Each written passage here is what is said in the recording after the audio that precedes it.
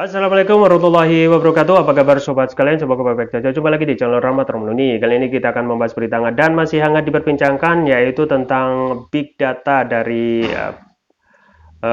Luhut Binsar Panjaitan terkait masalah penundaan pemilu, dan itu sudah banyak sekali hal yang bertentangan ya, terkait juga masa survei yang sudah diadakan oleh beberapa lembaga survei yang biasa dipakai, ternyata banyak sekali bertentangan atau tidak sesuai.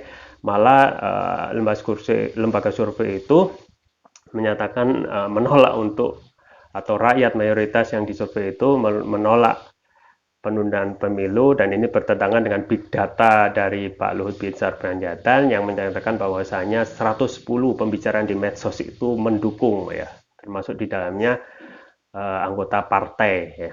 Ini ada berita yang dilansir oleh berita1.com ya, anggota DPR dari fraksi Gerindra ya, Fadlizon ya, ini menantang Luhut untuk buka data soal masyarakat dukung penundaan pemilu ya. Langsung saja dibacakan sesuai yang dilansir oleh berita1.com.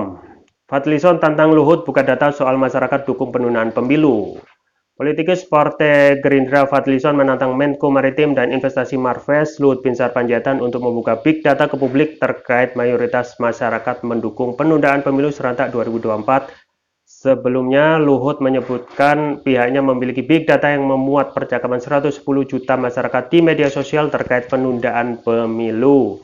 Sebaiknya diungkap ke publik datanya, ujar Fadlizon di akun Twitter pribadinya @fadlizon sebagaimana dikutip. Menurut Fadlizon, hal ini penting agar menepis tuduhan-tuduhan negatif terhadap Luhut, termasuk kata dia tuduhan menghalalkan segala cara untuk melanggar konstitusi dan Undang-Undang 1945. Ini agar tak terkesan secara sedang menghalalkan segala cara untuk tujuan pelanggaran konstitusi, tanda dia. Fadlizon menilai tidak benar juga jika disebutkan pemilih Gerindra mendukung penundaan pemilu 2024. Menurut dia, klaim Luhut soal pemilih Gerindra disebut fiksi, tegas dia. Sebelumnya, Fadlizon juga sudah mengatakan sikap Partai Gerindra soal wacana penundaan pemilu adalah taat pada konstitusi yang ada. Partai Gerindra mendukung pemilu tetap diselenggarakan pada 2024 sebagaimana amanat konstitusi dan telah disepakati oleh semua fraksi di DPR, pemerintah, dan penyelenggara pemilu bahwa pemungutan suara pada 14 Februari 2024. Mari jaga dan rawat demokrasi sesuai dengan jadwal yang ditetapkan undang-undang, imbu Fadlizon. Diketahui Menko Marves Luhut Binsar Panjaitan mengungkapkan soal wacana penundaan pemilu 2024 saat berbicara di channel YouTube Deddy Corbuzier sebagaimana dikutip Jumat 11 Maret 2022. Merujuk pada big data yang memuat percakapan 110 juta masyarakat di media sosial, Luhut mengatakan masyarakat setuju penundaan pemilu. Selain alasan ekonomi, kata Luhut, masyarakat juga tidak mau gaduh dan terbelah soal karena pemilu 2024. Masyarakat juga menilai anggaran pemilu senilai 110 triliun terlalu besar dan menjadi pemborosan di tengah kondisi ekonomi susah karena pandemi COVID-19.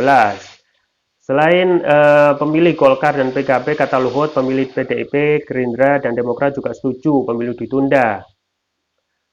Menurut dia, seharusnya parpol-parpol menangkap aspirasi masyarakat untuk menunda pemilu dan memprosesnya secara politik di MPR. Luhut menilai hal tersebut sah-sah saja dilakukan kalau suara masyarakat yang mendukung penundaan pemilu membesar. Ya, sobat sekalian, tidak usai ya memanas ya, meskipun pemilu itu masih lama ya, 2024, dan sudah disepakati 14 Februari 2024. Terkesan bahwasanya ya, kalau kita melihat yang mengawal untuk penundaan pemilu itu kita sering lihat di media ya, Pak Luhut ya. Secara kalau sejak awal ya itu malu-malu di apa namanya, tidak diakui dan disampaikan oleh juru bicara Pak Luhut, yaitu juru bicara Luhut ya. Yang pertama ya, sobat sekalian ya, kita harus menempatkan posisi Pak Luhut itu adalah Menteri Marves gitu ya. banyak pengamat juga sudah menyatakan dan saya juga setuju kalau seharusnya Pak Luhut konsentrasi kepada tugasnya untuk menangani tentang maritim dan investasi ya daripada mengurusi masalah wacana penundaan pemilu gitu ya. Dan kita sudah dan kita juga patut sesalkan ya sikap dari Bapak Presiden yang awalnya ya ketika ditawari tentang adanya wacana 3 periode, beliau dengan tegas mengatakan menolak dengan 3 nomenklatur ya orang yang menunjuk yang mendorong dia 3 periode. Yang pertama seperti nomenklaturnya yang pertama itu sama seperti menampar wajah saya. Kemudian yang kedua menjerumuskan saya, yang kedua mencari muka, dan yang ketiga menjerumuskan gitu ya. Jadi ini nomenklatur yang seharusnya awal pada saat wacana 3 periode itu ketika ada perpanjangan masa jabatan dengan bahasa lain yaitu penundaan, sikap Bapak Presiden sudah lunak gitu ya. Yang disampaikan adalah penundaan pemilu adalah wacana dan yang biasa dalam masyarakat demokrasi ya. Yang menjadi pertanyaan adalah setiap orang memang diatur dalam undang-undang ya, pasal 28 Undang-Undang 1945 bahwasanya negara menjamin kebebasan masyarakat untuk berserikat, berkumpul, mengeluarkan pikiran dalam lisan dan tulisan gitu ya. Jadi memang untuk alasan tentang penundaan pemilu ini adalah aspirasi itu memang hak ya, penundaan pemilu adalah aspirasi ya. Aspirasi untuk melakukan penundaan pemilu, kemudian aspirasi hal-hal yang lain ya. Tetapi juga wajib ingat bahwasanya aspirasi yang lain juga harus konsisten ya ketika seseorang mengaspirasikan ingin penerapan syariat dengan penerapan khilafah gitu, ketika orang beraspirasi seperti itu malah ditentang gitu ya, berarti tidak konsisten. Nah, aspirasi boleh ya karena itu hak warga negara yang diberikan dan itu hak dasar manusia, hak asasi manusia yang memang sudah secara fitrah manusia itu bermulut ya boleh saja berpendapat, dalam hal ini beraspirasi, dan itu diatur dalam undang-undang. Yang menjadi pertanyaan bahwasanya konstitusi itu sebenarnya sudah mengatur tentang masa jabatan presiden gitu ya. Masa jabatan presiden yang seharusnya sudah diatur itu tinggal gampang aja ya. Tinggal ditaati selesai gitu ya. Apa susahnya gitu ya. Nah, wacana tentang penundaan pemilu itu tidak akan muncul ketika tidak ada sebab ya. Ibarat tidak ada asap kalau tidak ada api ya. Dan memang kalau kita melihat ya banyak sekali juga ya, diantaranya adalah banyaknya proyek termasuk big project yaitu IKN yang tidak mungkin itu bisa selesai dalam waktu 2 tahun. Itu multi years ya, project multi years yang penyelesaiannya tidak mungkin selesai 2 tahun ya. Makanya salah satu opsi yang bisa digerakkan ya untuk memperpanjang masa jabatan ya tidak mungkin 3 periode gitu ya. Maka dengan memakai perpanjangan masa jabatan dengan bahasa lain yaitu penundaan pemilu ya. Nah, alasan-alasan yang disampaikan oleh ketua umum partai ya, misalnya Zulkifli Hasan dari PAN itu mengatakan bahwasanya alasan pemilu adanya biaya ya, ekonomi kita masih merosot ya, ataupun menyusep ya, menurun gitu ya. Nah, itu sebenarnya sudah dijawab, dikritik oleh mantan BUMN itu ya, saya lupa namanya. Bahwasanya misalnya untuk ekonomi yang masih menurun ya, kalau kita dan ditunda sampai 2027 berarti 3 tahun ya. Nah, apa jaminannya ketika 2027 itu adakah kepastian bahwasanya 2027 itu ekonomi akan membaik gitu. Yang kedua alasannya adalah biaya apa namanya masih pandemi gitu ya. Ya kalau kita melihat juga ke belakang flashback 2020 itu juga masa pandemi dan kondisinya lebih parah ya. Dan vaksin itu belum sampai 2 dosis ya. Nah sekarang, nah itu tetap diadakan pemilu. Nah dibandingkan dengan sekarang yang apa namanya vaksin itu sudah 2 dosis, ada yang 3 dosis pakai booster, yang 2020 lebih parah aja diadakan, apalagi sekarang yang sudah agak menurun tingkat pandeminya gitu, COVID-nya. Ya, itu juga jadi alasan yang tidak bisa diterima. Alasan selanjutnya yaitu tentang biaya biaya pemilu yang membengkak ya sampai 110 triliun. Nah, ini juga bisa dibantah dengan alasan ya misalnya kalaupun biaya mahal, kenapa eh, kemarin itu mengadakan ataupun mensahkan proyek IKN gitu ya.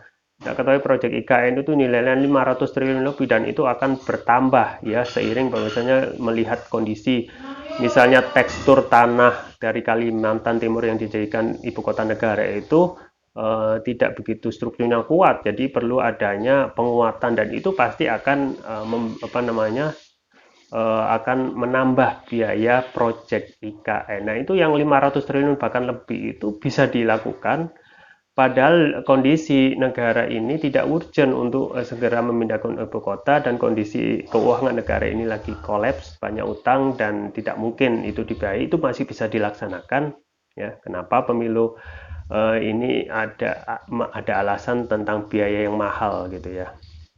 Nah, kalaupun yang disampaikan tentang biaya yang besar 110 triliun itu sebenarnya bisa disiasati, misalnya bisa melakukan apa namanya bisa apa namanya melakukan teknologi yang lebih sederhana ya, melakukan satu tombol ya, melakukan IT ya, menggunakan teknologi yang kalaupun itu melibatkan hampir seluruh warga negara itu akan lebih sederhana ya, tidak perlu ada kertas, tidak perlu beli tinta, tidak perlu apa namanya distribusi ya. Jadi menggunakan sistem IT yang menggunakan server yang bisa menampung data pemilih itu langsung cepat ya. Ketika pada pemilihan itu data bisa langsung masuk.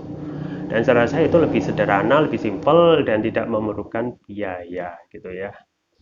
Tetapi meskipun itu memang secara filosofi ya saya juga tidak begitu percaya ketika ada pemilu akan ada perubahan gitu ya. Karena yang kita ketahui adalah akar permasalahan negeri ini itu bukan hanya eh, terkait masalah pergantian pemimpin ya, tetapi juga masalah sistem ya. Sistem ketika sistemnya sama, orangnya yang menjalankan beda tetapi sistemnya sama, mereka akan tetap menjalankan kendaraan ini sesuai dengan track gitu ya, sesuai dengan kebiasaan. Misalnya untuk masalah APBN ya, APBN kita yang memakai masih kapitalis ya, tentu saja akan terus memakai apa namanya mengambil utang terus ya dengan sistem riba misalnya. Kemudian untuk tambang-tambang itu akan tetap dikelola oleh asing ya, dan lain sebagainya ya. Kemudian juga posisi tawar kita karena kita adalah negara nation state, kemungkinan kita tidak akan bisa memberikan apa namanya bantuan kepada negara atau negeri muslim yang lain disebabkan oleh batas nasionalisme. Nah, memang sobat sekalian, kita juga melihat bahwasanya apapun yang disampaikan oleh Luhut memang harus tentang big data itu harus disampaikan ke publik ya, karena data yang 110 itu kita juga mempertanyakan ya, apakah data itu benar ataupun ada rekayasa.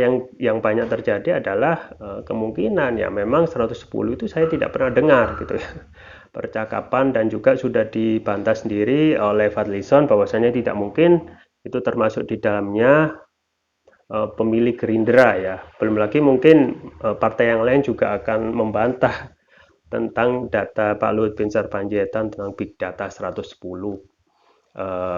apa namanya percakapan di media sosial. Ya, kita tunggu saja ke depannya bagaimana kelanjutan dari isu yang panas ya tentang penundaan pemilu ya. Semoga kedepannya negeri ini menjadi lebih baik lagi. Itu yang bisa saya sampaikan. Semoga bermanfaat. Jangan lupa like, share, dan subscribe. Sampai jumpa lagi. Wassalamualaikum warahmatullahi wabarakatuh.